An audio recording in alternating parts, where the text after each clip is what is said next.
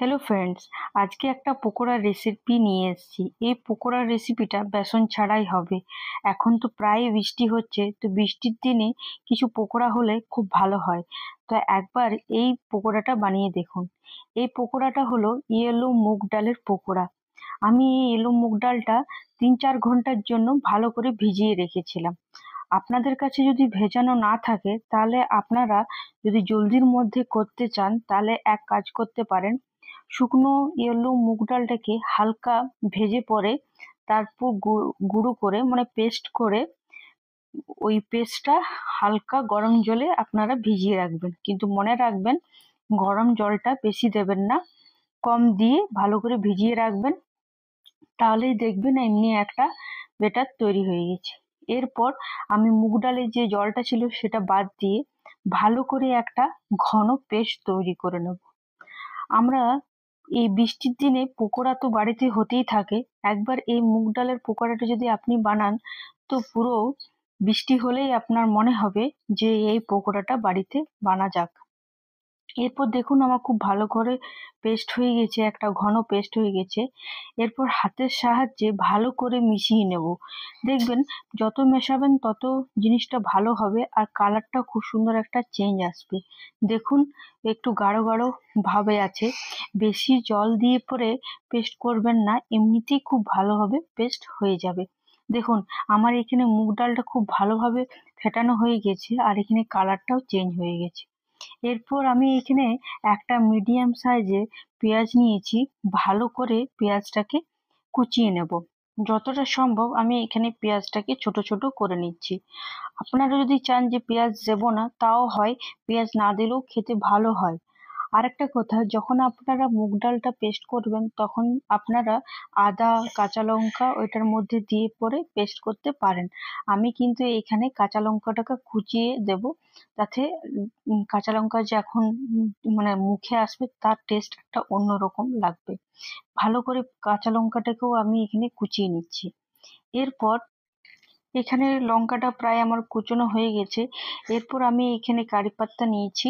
আপনাদের কাছে যদি কারি পাত্তা থাকেন তাহলে অবশ্যই কারি পাত্তা দেবেন, কারি পাত্তাতে একটা অন্যরকম টেস্ট আসবে।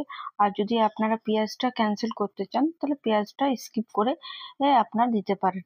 এরপর আমি এখানে ধনেপাতাও নিয়ে নিয়েছি। ধনেপাতাটাকেও ভালো করে ধুয়ে পরিষ্কার করে এখানে কুচিয়ে নেব।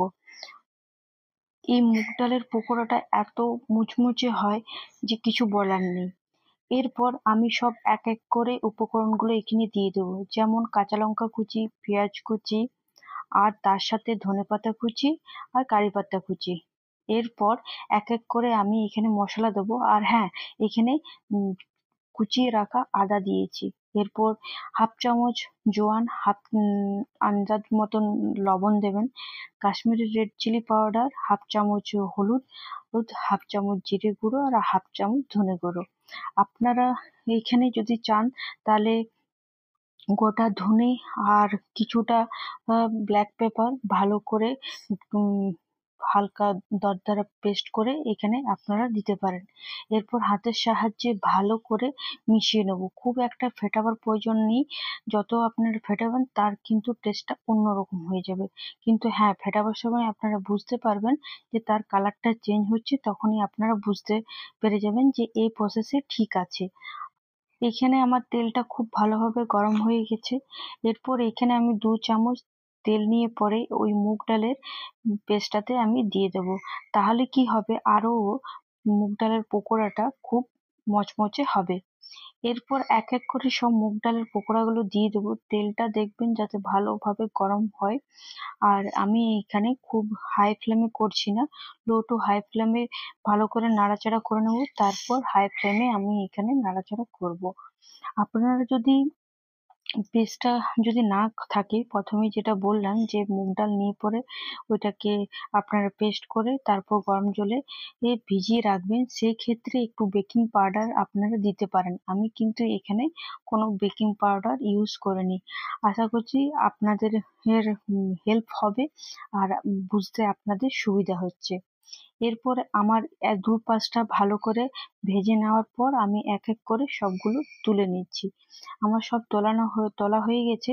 এরপর আমি এখানে 4টে কাঁচা লঙ্কাকে ভালো করে ভেজে পরে সেইটা তুলের পর আমি এই পকোড়াটার মধ্যে দিয়ে দেবো। ওপর থেকে একটু চাট মশলা দিয়ে দিলাম, আপনারা দিতে চাইলে দেবেন, না হলে আপনারা না দিলেও চলবেন। এখানে দেখুন কত ভালো হয়েছে।